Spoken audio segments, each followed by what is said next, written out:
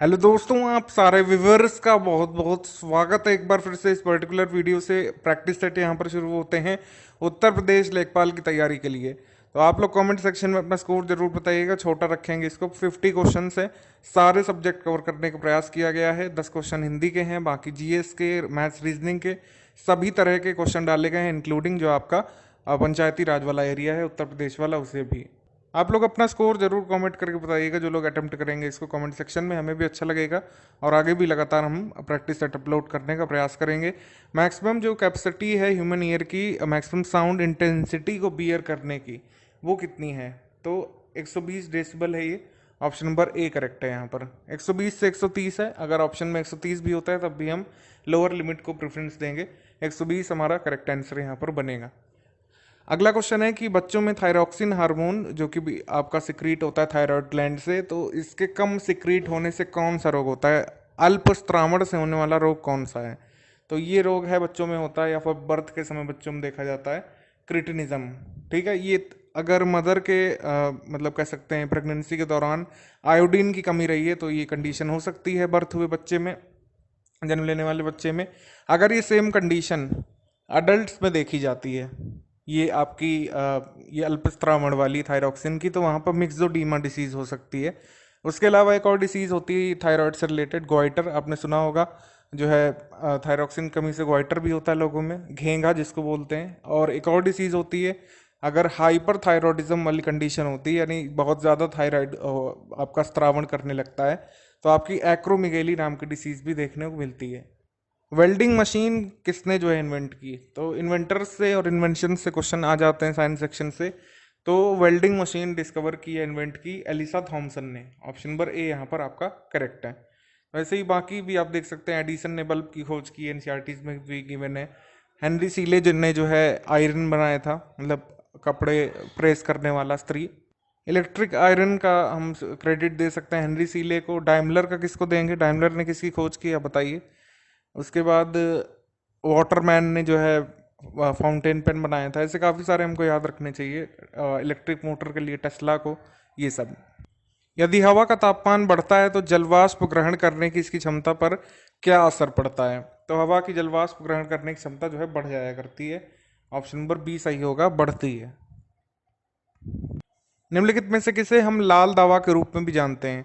लाल दवा है आपकी पोटेशियम परमैंगनेट, KMnO4 इसका फॉर्मूला होता है। ऑप्शन नंबर डी हमारा सही है। साइंस स्टूडेंट ने जरूर इसके एक्सपेरिमेंट किए होंगे अपने लैब्स में, एटलीस्ट प्रैक्टिकल के दौरान। विश्व हीमोफीलिया दिवस कब बनाते हैं हम लोग? इसी मंथ हमने सेलिब्रेट किया इसको, मतलब जो बीत गया है। 17 अप्रैल को ही मनाया जाता है। इस बार इसकी थीम क्या थी? थीम पता होनी चाहिए आपको। थीम थी गेट प्लस इन्वॉल्व। आगे क्वेश्चन है, कोरोना वायरस विशेषकर शरीर के किस अंग को प्रभावित करता है?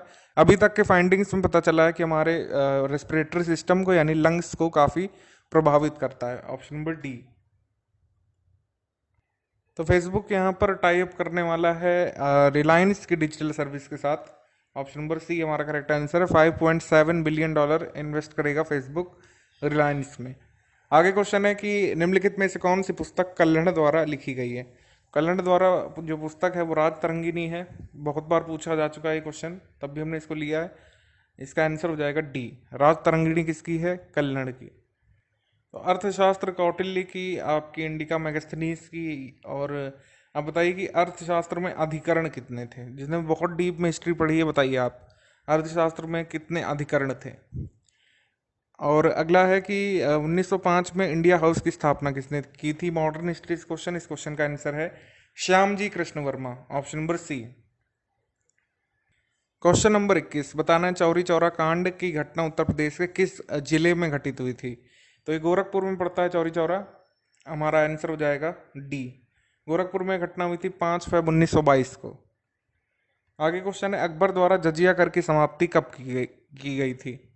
अकबर से रिलेटेड काफ़ी सारे ईयर्स पूछे जाते हैं हमारे एग्जाम में, तो अकबर की पूरी क्रोनोलॉजी जल्दी से कवर कर लेते हैं। पानीपत का जो है सेकेंड युद्ध 1556 में, ग्वालियर पर कह सकते हैं एक्सपीडिशन, ग्वालियर अभियान था 1560 में। मालवा का अभियान था 1561 में। 1563 में जो है पिलग्रिम टैक्स हटा दिया था, तीर्थ कर हटाया, जजिया कर हटा दिया। हिंदुओं के ऊपर से 1564 में, जो हमारे क्वेश्चन का आंसर है। फिर गोंडवाना और या फिर कह सकते हैं गढ़कटंगा में इनका एक्सपीडिशन था। फिर चित्तौड़ अभियान, फिर रणथंभौर का अभियान, फिर ये सब पूछा जाता है। आप मुझे कमेंट करके बताइए कि इबादत खाना की स्थापना कब की थी अकबर ने। हल्दी घाटी का युद्ध हुआ था अकबर के टाइम पर 1576 में, और 1579 में इसने खुद का खुतबा पढ़वाया था किससे, फैजी से, अपने नाम पर। तो ये कुछ इवेंट्स हैं अकबर के, आपको जरूर याद रखने चाहिए और देखना चाहिए बीच बीच में, इनसे आ रहे हैं क्वेश्चन लगातार। उत्तर प्रदेश में मुख्य रूप से कौन सी मृदा पाई जाती है? ये अच्छा क्वेश्चन है। उत्तर प्रदेश में मृदा पाई जाती है एलुवियल सॉइल। ज़्यादा इसमें दिमाग नहीं लगाना था, अगर आपने ज्योग्राफी में, इंडियन ज्योग्राफी में देखा है, उत्तर प्रदेश और बिहार का रीजन का हिस्सा आप देखेंगे पूरा का पूरा गंगा के मैदान वाला हिस्सा है, तो ऑब्वियसली यहाँ पर एलुवियल सॉइल ही देखने को मिलेगी। जलोढ़ मृदा, ऑप्शन नंबर बी। इनमें से किस प्रायद्वीपीय नदी की लंबाई सर्वाधिक है? लंबाई सर्वाधिक 1465 किलोमीटर की है, गोदावरी की, ऑप्शन नंबर डी। 1465 किलोमीटर इसकी लेंथ है, ऑप्शन नंबर डी। इसका उद्गम स्थान बता सकते हैं कोई, कमेंट करके बताइए आप। अब हमको बताना है डिडवाना झील कहाँ पर पड़ती है। डिडवाना पड़ती है नागौर में, नागौर डिस्ट्रिक्ट, राजस्थान में, option number C. Static GK का क्वेश्चन है। अब टिड्डी चेतावनी संगठन, चूंकि न्यूज़ में था लोकस्ट स्वार्म की वजह से, हमारे राजस्थान में और पाकिस्तान में पूरा लोकस्ट से इमरजेंसी लगी हुई थी। सोमालिया में भी लोकस्ट की इमरजेंसी लगा दी गई थी। ये करंट अफेयर क्वेश्चन हो गया। तो इसमें बताना है कि ये कहाँ पड़ता है।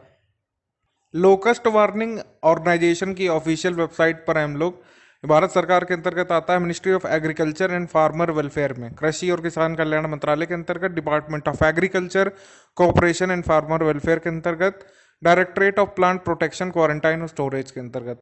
भारत के संविधान के किस अनुच्छेद में संघ बनाने के अधिकार या फिर राइट टू फॉर्म यूनियन और एसोसिएशन के बारे में प्रोविजन दिया हुआ है? ये प्रोविजन दिया हुआ है जहाँ पर right to freedom of speech and expression का प्रोविजन दिया हुआ है। ये वहाँ दिया हुआ है जहाँ पर हम कह सकते हैं, या फिर जिसको आधार बना करके right to form cooperative societies ये आया था। ये है article number 19, option number C हमारा करेक्ट आंसर है, सी। इसके बारे में बात होती रहती है। संविधान के किस अनुच्छेद के तहत ग्राम पंचायतों के सृजन की व्यवस्था की गई है? व्यवस्था की गई है आर्टिकल नंबर 40 में, ऑप्शन नंबर ए। पूंछी आयोग का संबंध किससे है? तो पूंछी आयोग आया कब था? एनडीए सरकार के समय 2007 में, अप्रैल 2007 में सृजित किया गया था, मोहन पूंछी की अध्यक्षता में, जस्टिस मोहन पूंछी की अध्यक्षता में बना था, सेंटर स्टेट रिलेशंस पर रिकमेंडेशंस देने के लिए, ऑप्शन नंबर बी। अब उत्तर प्रदेश के इंस्टीट्यूशंस जो हैं बहुत अच्छे से आपको याद करने हैं। एग्रीकल्चर से रिलेटेड जो है, रेवेन्यू से रिलेटेड है, ये सब आ सकते हैं। इनके हेडक्वार्टर पूछ सकते हैं आपसे, पूछ सकते हैं इनकी स्थापना कब हुई थी। तो इसी तरह के क्वेश्चन आगे भी आपको टेस्ट में देखने को मिलेंगे। उत्तर प्रदेश के राजस्व परिषद का न्यायालय कहाँ पर है? राजस्व परिषद का न्यायालय है आपका लखनऊ में, राजधानी में, option number A. Uttar Pradesh पंचायती राज अधिनियम पारित कब हुआ था, बताना है। पारित कब हुआ था? 7 दिसंबर 1947 को। लागू कब हुआ? 15 अगस्त 1949 को। ठीक है, दोनों आप याद रखिएगा, ऑप्शन नंबर सी। किसी ग्राम पंचायत की बैठक उसके सृजन के डैश दिन के अंदर होना अनिवार्य है। तो ग्राम पंचायत यदि सृजित हुई है तो 30 दिन के भीतर, यानी 1 महीने के भीतर उसकी बैठक होना अनिवार्य है, option number D. Uttar Pradesh ग्राम विकास संस्थान की स्थापना कब की गई थी? उत्तर प्रदेश ग्राम विकास संस्थान की स्थापना की गई थी आपकी 1 अप्रैल 1982 को, ऑप्शन नंबर सी। एक इंस्टीट्यूट ग्राम विकास से रिलेटेड और याद रख सकते हैं, Deendayal Upadhyaya state institute of rural development, यानी कि दीनदयाल उपाध्याय राज्य ग्राम में विकास संस्थान, ये बख्शी का तालाब लखनऊ में है। ठीक है। उत्तर प्रदेश में परिवार कल्याण निदेशालय, महानिदेशालय का सृजन कब किया गया था? तो directorate general of family welfare, ये सृजित हुआ था 1995 में, ऑप्शन नंबर बी। एग्रीकल्चर की टेक्निक्स, एग्रीकल्चर की आपकी कह सकते हैं वैरायटीज़, क्रॉप वैरायटीज़, क्रॉप के कलर और उनसे रिलेटेड जो छोटी छोटी चीज़ें हैं उससे संबंधित वीडियो है हमारे पास, आप चाहे देख सकते हैं। क्वेश्चन जरूर आएगा अगर लेखपाल का पेपर हुआ तो। राज 3077 ये प्रजाति किसकी है? ये स्पीशी है आपकी वीट की, गेहूं की, ऑप्शन नंबर सी। हैं तो बहुत सारे, लेकिन कुछ कुछ ध्यान रख सकते हैं आप लोग। राष्ट्रीय कृषि विपणन संघ की स्थापना की गई थी, बताना है, यानी कि नेशनल एग्रीकल्चरल मार्केटिंग एसोसिएशन। राष्ट्रीय कृषि विपणन संघ की स्थापना की गई थी 1958 में। Option number A. Question number 37 है, अंत्योदय अन्न योजना का प्रारंभ कब किया गया था? कब ये शुरू हुई थी अंत्योदय अन्न योजना? अंत्योदय अन्न योजना आई थी गुड गवर्नेंस डे के दिन 25 दिसंबर सन 2000 को। एनडीए के शांता कुमार जो हैं ये इसके कह सकते हैं सृजन करने वाले हैं, इन्हीं का ब्रेन चाइल्ड था ये अंत्योदय अन्न योजना, जिसको आय बोलते हैं शॉर्ट में। और ये टारगेटेड पब्लिक डिस्ट्रीब्यूशन सिस्टम पर आधारित है। कौन सी मिनिस्ट्री इसको संचालित करती है? ये तो एनसीईआरटी में भी दिया हुआ है कि आय को संचालित करता है आपका ministry of food, public distribution and consumer affairs. हमारे क्वेश्चन का आंसर हो जाएगा यहाँ पर सी। अगर पूछ ले कि सबसे पहले कहाँ इम्प्लीमेंट हुआ था, तो आप बताइए कमेंट करके कहाँ पर ये आय सबसे पहले इम्प्लीमेंट हुआ था। उत्तर प्रदेश भूनाप प्रणाली के अनुसार एक बीघा में कितने वर्ग फीट होते हैं? तो एक बीघा में होते हैं आपके 27,000 वर्ग फीट। Option number D. 2011 के सेंसस के हिसाब से भारत की ग्रामीण जनसंख्या की दशकीय वृद्धि दर क्या रही होगी? आपको आंसर बता देते हैं। वृद्धि दर रही थी, वृद्धि दर 12.3% की। Option number B. ये रूरल पॉपुलेशन की डिकेडल ग्रोथ है, 12.3%। उत्तर प्रदेश लोहिया ग्रामीण आवास योजना की शुरुआत किस जिले से की गई थी? ये की गई थी उन्नाव से। Option number D. हिंदी में मूल रूप से वर्णों की संख्या क्या है, ये बताना है। मूल रूप से वर्णों की संख्या है आपकी 52। ठीक है, बाद में अलग अलग डिवीजन से एक्सेप्शन हैं, लेकिन इसको आप 52 मानेंगे जब भी इस तरीके का क्वेश्चन आएगा। तो आगे हमारा क्वेश्चन है, निम्नलिखित में से कौन सा शब्द यहाँ पर आपका तत्सम है? ओझा आपका तद्भव शब्द है, ये नहीं है। औंधा भी आपका तद्भव शब्द है, ये भी नहीं है। ईंधन भी आपका तद्भव शब्द है, ये नहीं है। तो हमारा जो तत्सम शब्द है वो कृष्ण है, क्योंकि यहाँ पर आप देख रहे हैं शाह भी है और ये री वाली मात्रा भी है। तो हमारे क्वेश्चन का आंसर हो जाएगा डी, ये जो है ये तत्सम है। शुद्ध वर्तनी वाले शब्द का चयन करना है, तो पूजनीय ऐसे नहीं लिखते हैं, जा यहाँ पर पूरा होना चाहिए था, तो ये इनकरेक्ट हो गया। तदुपरांत होता है, तदोपरांत नहीं होता है। और कवियत्री में हमेशा ध्यान रखना है कि कवि और जो है यत्री होता है, ये मात्रा नहीं होती है। तो हमारे क्वेश्चन का आंसर हो जाएगा ऑप्शन नंबर ए। ए जो है वो शुद्ध है। आगे क्वेश्चन है, कौन सा नियति का पर्यायवाची नहीं है? ठीक है, तो नियति का पर्यायवाची आपका देव्य हो सकता है, भावी भी हो सकता है जो होने वाला है, प्रारब्ध भी हो सकता है। ठीक है, शाश्वत जो है ये नहीं हो सकता। ठीक है, ऑप्शन नंबर सी, ये नहीं हो सकता। बाकी दैव्य, भावी, प्रारब्ध हो सकता है, यानी इसको होना ही है। अथ का विलोम शब्द क्या होगा? अथ का विलोम शब्द होता है इति। Option number A. अभी साइड वाले क्वेश्चन ले लेते हैं। निम्नलिखित में से कौन सा शब्द स्त्रीलिंग वाला है? तो चना जो है ये आपका पुल्लिंग वाला है। ठीक है, बाजरा भी पुल्लिंग वाला है, और कन्वेंशन के हिसाब से उड़द भी पुल्लिंग ही होता है। आपकी अरहर जो है ये स्त्रीलिंग होती है। ऑप्शन नंबर बी यहाँ पर करेक्ट है। कौन सा यहाँ पर कारण कारक है? तो आपको अगर सारे कारक की विभक्तियां याद हैं तो इसको आराम से कर लेंगे। इसमें है राम को फल दो, तो कर्ता कारक होता है ने, कर्म कारक होता है को, तो ये कर्म कारक है, कैंसिल। वह कलम से लिखता है, कर्ता ने कर्म को कर्ण से, कर्ण से का मतलब होता है के द्वारा, वह कलम के द्वारा लिखता है, कलम से लिखता है, एक ही बात है। हमारा आंसर हो गया यहाँ पर बी। यह राम की पुस्तक है, यहाँ पर संबंध कारक हो गया। काकी के का जो होता है संबंध कारक की विभक्ति होती है। वृक्ष से पत्ते गिरे, वृक्ष से पत्ते अलग हुए, या पदान कारक है, तो ये नहीं हो सकता। हमारे क्वेश्चन का आंसर हो जाएगा बी। मानव शब्द से कौन सा विशेषण बनेगा? मनुष्य, ये तो एक बार फिर से संज्ञा हो गया। मानवता भाववाचक संज्ञा हो गया। मानवीकरण फिर संज्ञा हो गया, भाववाचक संज्ञा। यहाँ पर है आपका डी, ये मानवीय है, ये विशेषण है। ऑप्शन नंबर डी हमारा करेक्ट है। ये अनेक शब्दों के लिए एक शब्द, सॉरी अनेकार्थक शब्दों वाला क्वेश्चन है। निम्नलिखित में से एक शब्द का अर्थ पतवार भी है। तो अनेक शब्द लिए होते हैं, एक अर्थ, एक शब्द जो है अनेक अर्थ लिए होते हैं। तो ये जो है कर्ण, तो कर्ण का मतलब होता है पतवार भी। Option number B. निर्धन में कौन सी संधि है? निह, और फिर आपका धन लगेगा, फिर आपका धन हो जाएगा, तो जो है विसर्ग कन्वर्ट हो जाएगा आधे राह में, तो निर्धन हो जाएगा। ये यहाँ पर लगेगी आपकी विसर्ग संधि। Option number B. यहाँ से बात करेंगे मैथ सेक्शन के बारे में। 10 क्वेश्चन होंगे लगातार मैथ सेक्शन के, तो चलिए एक एक करके इनको सॉल्व करना शुरू करते हैं। फिर पहला क्वेश्चन होगा इसमें, किसी संख्या को 2 से गुणा करके, सबसे पहले मान लीजिए वो नंबर x है, 2 से गुणा किया तो डबल हो गया 2x हुआ। इसमें 16 जोड़ा जाता है, 16 जोड़ दिया तो संख्या बन गई 2x प्लस 16। प्राप्त योगफल को, यानी जोड़ने के बाद जो आया ये पूरी चीज़, इसको 2 से विभाजित, मतलब 2 से डिवाइड कर दिया जाता है, 2 से विभाजित। 2 से अगर आप इसको काट देंगे तो ये x प्लस 8 बच जाएगा। कैसे 2 से काटा, 2 यहाँ से कॉमन लीजिए, x प्लस 8 बचेगा, 2 से काटिए, 2 से 2 कट जाएगा, यही बचेगा। प्राप्त भागफल से मूल संख्या घटा दी जाती है। अब ये जो मिला x प्लस 8, इसमें से आपने ओरिजिनल नंबर निकाल लिया, यानी x निकाल लिया, तो x से x कट गया, 8 आपके पास अभी भी बचा हुआ है। तो बताइए इस दौरान शेषफल कितना होगा, क्या बचा है आपके पास, तो 8। ए, द लीस्ट कॉमन मल्टीपल, यानी कि एलसीएम, 2 नंबर हैं, इनका एलसीएम आपको दे रखा है 2079 और इनका एचसीएफ आपको पता है 27।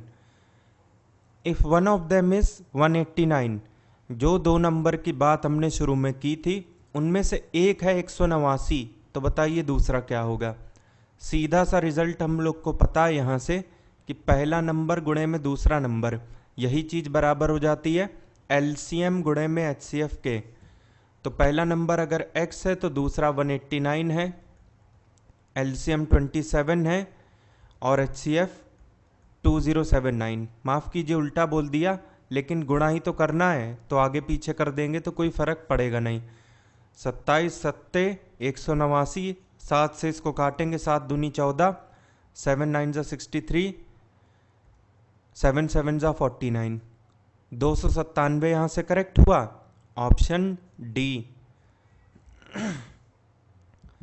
The ratio of the number of students in 3 classes is this. 3 class हैं, पहली, दूसरी और ये रही तीसरी। स्टूडेंट का जो रेशियो है वो 2/3/5 है, यानी अगर पहली क्लास में 2 स्टूडेंट हैं तभी दूसरी क्लास में 3 और तीसरी क्लास में 5 स्टूडेंट होंगे। लेकिन ज़रूरी नहीं है कि इतने ही इतने स्टूडेंट होंगे, कितने भी हो सकते हैं, लेकिन मल्टीपल इन्हीं का होगा।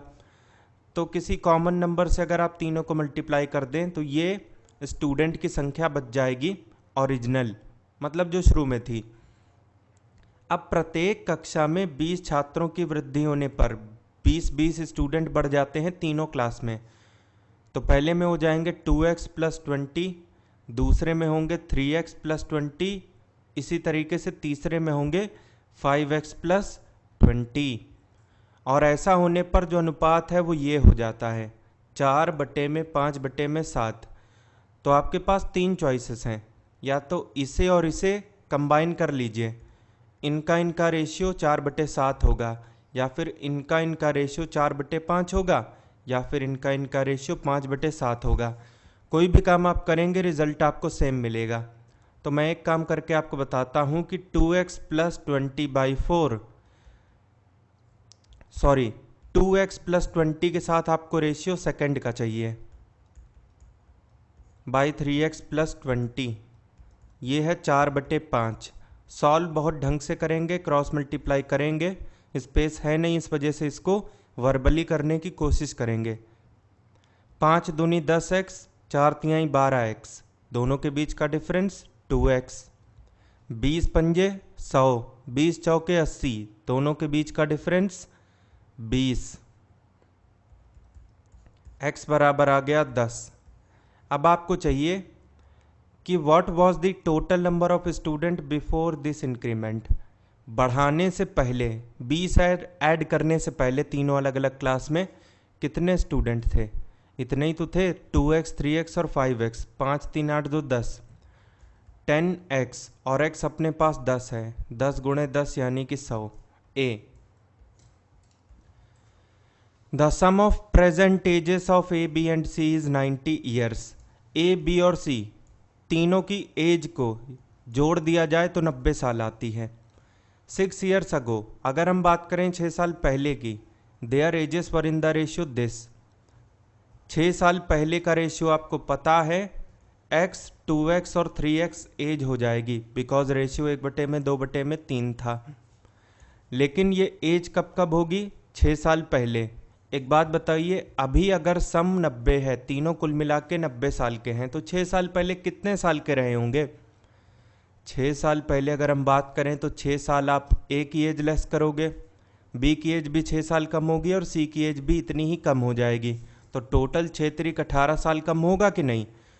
तो 6 साल पहले जो सम है वो 18 साल कम होके 90 माइनस 18 यानी 72 हो चुका है। और यही सम 3 2 5 1 6 6x बराबर 72 हो जाएगा। x की वैल्यू आएगी 12। What is the present age of सी?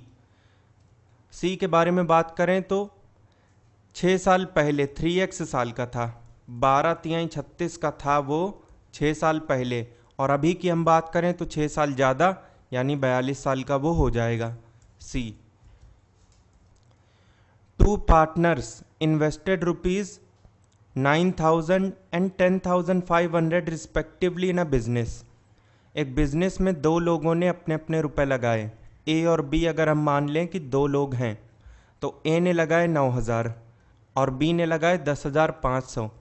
तो अगर हमें इन्वेस्टमेंट का रेशियो चाहिए, यानी किसने कितना रुपया लगाया, इस बात का रेशियो चाहिए, I1:I2, I फॉर इन्वेस्टमेंट। तो आप देखेंगे 2 जीरो से 2 जीरो कटेगा, 15 6 जा 15 7 जा, 6/7 आ चुका है रेशियो इन्वेस्टमेंट का। इफ़ द प्रॉफिट ऑफ ₹6,500, दोनों लोगों को बिजनेस के अंत में प्रॉफिट होता है 6,500 रुपये का, और इस लाभ को निवेश के अनुपात में बांटना पड़ता है। निवेश का अनुपात क्या है? 6/7। अगर ए ने 6 रुपये लगाए तभी बी ने 7 रुपये लगाए, ये इन्वेस्टमेंट का रेशियो है, और यही रेशियो बन जाता है प्रॉफिट का। ऐसा सवाल में हमसे कहा गया है। तो टोटल अगर 6 और 7 13 रुपये का प्रॉफिट होता, तब जाके ए को उसमें 6 रुपये मिलते और बी को 7 रुपये मिलते, लेकिन टोटल प्रॉफिट 13 ना हो के 6500 हुआ है।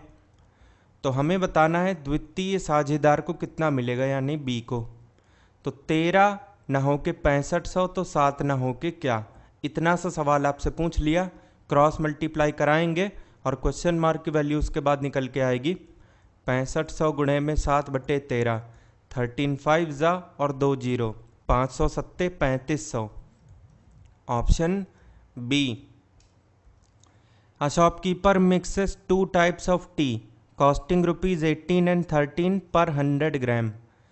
एक चाय थी जो कि 18 रुपये की 100 ग्राम मिलती थी और दूसरी मिलती थी 13 रुपये की 100 ग्राम।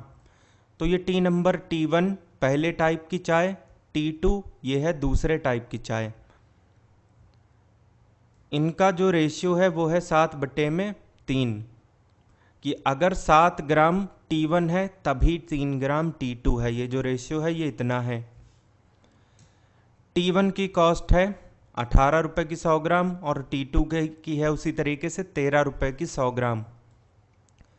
ये कॉस्ट प्राइस को हमने लिखा T1 के लिए और T2 के लिए। आगे देखते हैं, ही सेल्स दिस मिक्स्ड टी। इन्होंने 18 रुपये वाली चाय को 13 रुपये वाली चाय के साथ मिलाया और जो मिलने के बाद आया उसे 18 रुपये 15 पैसे में बेच दिया। तो बताइए प्रॉफिट परसेंटेज कितना हुआ। तो यहाँ से हमें कुछ ऐसा क्लू नहीं मिला जिसके तहत हम लोग मेथड ऑफ एलिगेशन लगा पाएँ, इस वजह से इसको कन्वेंशनल से करते हैं। हम लोगों को रेशियो दिया गया है 7/3, यानी अगर 7 किलो T1 खरीदा तब जाके 3 किलो T2 खरीदा। तो T1 खरीदने में टोटल कितने रुपए लगे? 18 गुणे में 7, बिकॉज 100 ग्राम का जो प्राइस है वो 18 है और ऐसे ऐसे 7 बार 100 ग्राम खरीदे, ऐसा मान लिया जाए। तो 18 × 7, वैसे ही T2 को खरीदने में जो कॉस्ट प्राइस लगा, जो जेब से लागत लगी, वो हो जाएगा 13 × 3। और डिवाइड किससे करेंगे? रेशियो से, रेशियो के सम से, ये हमेशा ध्यान रखिए। और डिवाइड करने के पीछे लॉजिक ये है कि आपने टोटल 7 और 3 10 किलो चाय खरीदी। 18 सत्ते 126, 13 तिहाई 39 बटे में 10, 12 3 15, 6 9 15, 165 बटे में 10 यानी 16.5।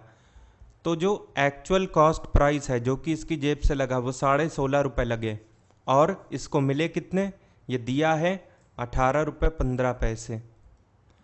तो 18 रुपये 15 पैसे में से 16 रुपये 50 पैसे आप निकालिए। तो अगर हम 16 रुपये निकालते तो 2 रुपये 15 पैसे बचते। 50 पैसे और निकालिए ना, तो पहले हमने 15 पैसे निकाल दिए, 2 रुपये बचे। 35 और निकालिए, 1.75 रुपीज़ बचे। इतने का प्रॉफिट हुआ। कितने पे? इनिशियल वैल्यू से डिवाइड करेंगे कॉस्ट प्राइस से हमेशा। 16.5 गुणे में 100 करेंगे ताकि हमें परसेंटेज मिल जाए सीधे सीधे। यहाँ से पॉइंट हटाया, 10 इधर गया, इधर से पॉइंट हटाया तो 100 नीचे आया। ये 100 से 100 कटा। उसके बाद हम देखें अगर 5 से इसको काटने जाएं, 5 तिहाई 15, ये 33। 5 से ये जाएगा तिहाई 15, 5 पचम 25। यहाँ एक कैलकुलेशन में मिस्टेक हो गई है। ये जो 2 रुपये आए थे, हमें 35 पैसे निकालना है, तो 1.65 होगा ना, और डिवाइड तो 16.5 से कर रहे हैं, इंटू 100 कर रहे हैं। ये 10 बार में गया, 10 10 जा 100, 10% यहाँ से करेक्ट हुआ, ऑप्शन बी। एक स्कूल के 180 छात्रों का औसत वजन है 50 किलोग्राम। छात्रों का मतलब ये है कि इसमें छात्र छात्राएं दोनों शामिल हैं। इंग्लिश में अगर आप देखें तो लिखा है स्टूडेंट। स्टूडेंट में बॉयज़ और गर्ल्स, लड़के लड़कियां सभी आ जाते हैं। तो सबका अगर औसत वजन देखें तो 50 है, जिनमें से लड़कों का 60 है और लड़कियों का 45। क्लास किससे बनती है? लड़के और लड़कियों को एक साथ बैठाया जाता है। कोएड की अगर हम बात करें तब जाके पूरी क्लास बनती है। तो बस एलिगेशन लग जाएगा। ये हैं बॉयज़ और ये हैं गर्ल्स। बॉयज़ में अगर आप औसत वजन देखें तो 60 है, गर्ल्स में 45 है, इनको मिला दिया तो 50 है। इनके बीच का डिफरेंस है 60-50 के बीच में 10, 50-45 के बीच में 5। 1/2 यहाँ से रेशियो आ गया। इस रेशियो का मतलब ये है कि बॉयज़ इस टू गर्ल्स बराबर 1/2। अगर क्लास में एक लड़का है तो लड़कियाँ 2 हैं। इस बात का मतलब ये है, यानी जितने भी लड़के हैं क्लास में, लड़कियां उनकी डबल हैं, तभी तो 1 का डबल 2 हुआ। हमसे पूछ रहे हैं लड़कों और लड़कियों की संख्या, तो हमें ये पता है कि लड़कियां डबल होनी चाहिए बस लड़कों के। क्या 180 का डबल है? बिल्कुल भी नहीं। क्या 65 का डबल 115 है? बिल्कुल नहीं। क्या 70 का डबल 111 है? नहीं। तो बस सी करेक्ट हो गया यहाँ से, बिकॉज 60 का डबल 120 है। और क्वेश्चन में कंडीशन यहाँ दी गई है रेशियो में कि लड़कियां लड़कों की संख्या के मुकाबले डबल होनी चाहिए बस, और वही यहाँ पे है। अदरवाइज आप ऐसे देख लीजिए कि बॉयज़ और गर्ल्स मिला के यहाँ पे 1 और 2 3 है, लेकिन 3 ना होके 180 हैं। तो 1 यूनिट की वैल्यू आ गई 60। 1 यूनिट यानी बॉयज़ 60 हैं, तो गर्ल्स उनकी डबल है 120 हैं। ऐसे भी कर सकते थे। 2 numbers are 30% and 40% higher than the third number respectively। ये पहला नंबर, ये दूसरा और ये तीसरा। मान लिया जाए कि तीसरा नंबर 100 है और पहला उससे 30% ज़्यादा है, तो 100 का 30% 30 होगा, 100 से 30 ज़्यादा होगा यानी 130 होगा। ऐसे ही दूसरा 100 से 40% ज़्यादा होगा, यानी 40 ज़्यादा होगा तो 140 होगा। If the first number is x% of the second, ये जो पहला नंबर है 130, ये कब मिलेगा? जब आप x% ले लोगे दूसरे वाले का, यानी 140 का। तो बताइए x कितना है? निकल आएगा आराम से। परसेंटेज का साइन हटेगा, 100 इधर जाएगा, 140 उधर आएगा। ये 0 से 0 इधर कटेगा, 130 गुणे में 10/14, 2 7 जा 2 5 जा 650 बटे में 7। इसे आप क्या लिख सकते हैं? 7 से काट लीजिए, खुद ही पता लग जाएगा। 7 9 जा 63, 7 2 जा 14, ये 6, 92 सही 6/7, यानी कि D. An item earns ₹15 more by selling it at 5% profit rather than 5% loss. ये है कॉस्ट प्राइस, जीरो लेवल, यानी कि जितने में आपने ख़रीदा उतने में ही अगर आप बेचें तो जीरो लेवल पर आप अपने आप को पाएंगे। जीरो लेवल पर आप होंगे अगर आपने कॉस्ट प्राइस पे बेच दिया। पहले आप -5% यानी 5% पीछे चल रहे थे, बिकॉज अगर आप लॉस में बेचते हैं तो पीछे चलते हैं। लेकिन क्वेश्चन में ये कहा गया कि अगर आप 5% पीछे ना चल के आगे चलते, 5% प्रॉफिट में बेचते, कितने का डिफरेंस आ जाता यहाँ से लेकर यहाँ तक? 5 का डिफरेंस ये और 5 का डिफरेंस ये, तो टोटल 10 का डिफरेंस, 10% का डिफरेंस आ जाता। और एक्चुअल में कितने का डिफरेंस आया है? 15 रुपये का। यानी इधर अगर आप खड़े होते तो 15 रुपये ज़्यादा में बेच देते, तो 10% बराबर 15। What is the purchase price यानी कॉस्ट प्राइस? वो तो हमेशा शुरू में 100% मानी जाती है। 10% 15 पता हो तो 100% के लिए क्या करेंगे? 10 से गुणा करेंगे। 10 दहम 100, 15 दहम 150। 150 रुपये कीमत होगी इस आइटम की। आखिरी क्वेश्चन देखते हैं 10 नंबर। 20% discount on one item is equal to 25% discount on the other item. तो बताइए उनका चिन्हित मूल्य कितना कितना हो सकता है? यहाँ पे एक मिसप्रिंट था, लागत मूल्य पूछ रहे थे जबकि चिन्हित बताना था। तो ऑप्शन के हिसाब से लेके चलना पड़ेगा। फिर अगर 50 और 40 है तो 50 पे 20% कम कर देंगे, 10 कम करेंगे 5, 20 मतलब डबल, तो 40 हो जाएगा। और 40 वाले पे अगर आप 25% कम करते हैं यानी 1/4, 40 का 1/4 हो जाता है 10, 30, 40 और 30। लेकिन ज़रूरी तो है नहीं कि हम 20% की छूट 50 वाले पे ही देंगे, 40 वाले पे भी तो दे सकते हैं। 20% मतलब 1/5, 8 रुपये कम हो गए, 32 रुपये बच गए। यहाँ पे 25% 1/4, चौथाई हिस्सा 50 का 12.5, ये 37.5। पहला ऑप्शन तो होने से रहा। दूसरे पे बात करते हैं। 40 पे अगर आप 20% की छूट दे दें यानी 1/5, 8 रुपये कम करेंगे तो 32 आएगा। 60 रुपये पे अगर आप 25% कम करेंगे यानी 1/4 तो 15 आएगा। एक तरफ आप 8 कम कर रहे थे, दूसरी तरफ आप 15 कम कर रहे हैं। क्या 8 बराबर 15 है? नहीं, तो ये भी गलत। तीसरा आते हैं 50 रुपये पे 20% कम। 50 रुपये पे 20% अगर आप कम करने लगे, 1/5, 10 रुपये, तो यहाँ पे 10 आया है। 90 पे चौथाई कम करें अगर 22.5, क्या 10 बराबर 22.5 हो सकता है? नहीं, ये भी गलत। 90 और 40, 90 पे 20% यानी 18 रुपये कम करना पड़ेगा। 40 पे 25% यानी 1/4, ये 10 कम करना पड़ेगा। 18 बराबर 10 नहीं हो सकता, तो डी भी नहीं होगा। बाय डिफ़ॉल्ट ए बचता है और ए में कैलकुलेशन की कुछ प्रॉब्लम हो सकती है, तो फिर से देखते हैं इसको। 50 पे अगर आप 20% कम करेंगे